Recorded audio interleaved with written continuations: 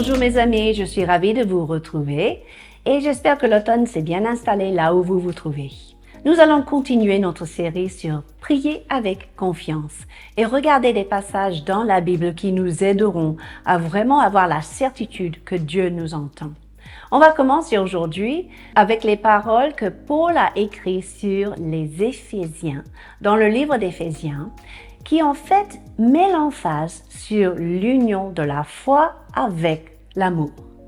En fait, cette semaine, je me suis demandé, Seigneur, pourquoi ça se fait que tu nous parles énormément de l'amour ces jours-ci? Et il m'a fait revoir en fait Matthieu 24, verset 12, pour m'expliquer que dans les derniers jours, l'amour de beaucoup va refroidir. Et donc Dieu semble souligner l'importance de toujours agir par amour.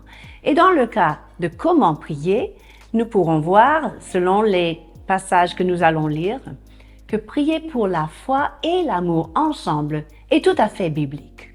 Éphésiens chapitre 3, de versets 16 à 19, c'est là où Paul prie pour les chrétiens, pour vous et moi aussi, que Christ habite puissamment dans vos cœurs par la foi, afin qu'étant enracinés et fondés dans l'amour, vous puissiez connaître l'amour de Christ dans sa plénitude.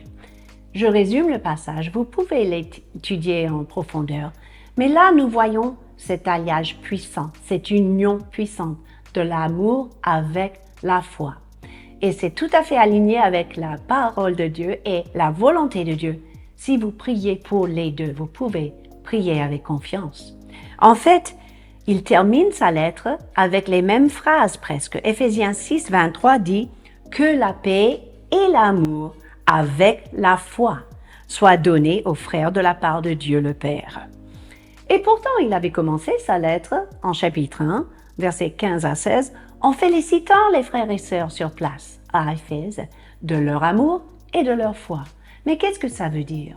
Ils ont bien commencé, ils ont bien compris les choses, mais il y a encore plus à avoir. Et je crois bien que c'est le cas pour vous et moi. Encore plus de foi avec encore plus d'amour pour effectuer la volonté de Dieu sur cette terre comme au ciel. La seule manière pour le peuple de Dieu d'agir comme Jésus a agi sur cette terre est de vraiment garder, maintenir, cultiver et grandir dans cette union de la foi avec l'amour. Par exemple, dans Galates 5, verset 6, on parle de cette question de circoncision et incirconcision, mais Paul a souligné que c'est la foi agissante par l'amour qui est important. D'autres termes, la foi agit ou la foi se voit par amour, par des actions d'amour, par l'attitude d'amour, par les paroles d'amour.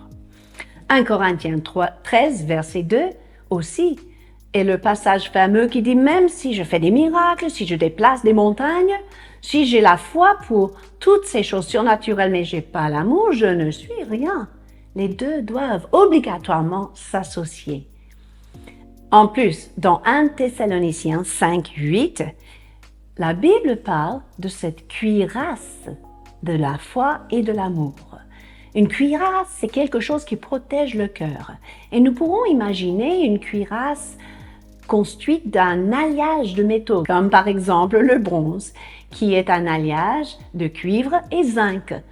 L'amour et la foi font un alliage qui protège bien notre cœur et nous rend utiles pour le royaume de Dieu.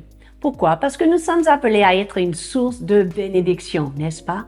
Alors nous pourrons agir par la foi, agir dans l'amour et voir les plans et les projets de Dieu réalisés dans nos vies et autour de nous.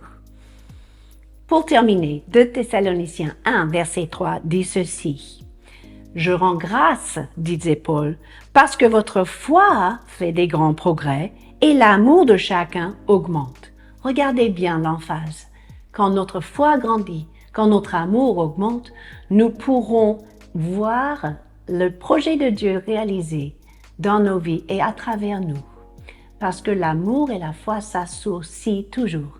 Et si vous le savez, vous pourrez prier pour ces choses avec confiance. Sur ce, je vous dis à la semaine prochaine.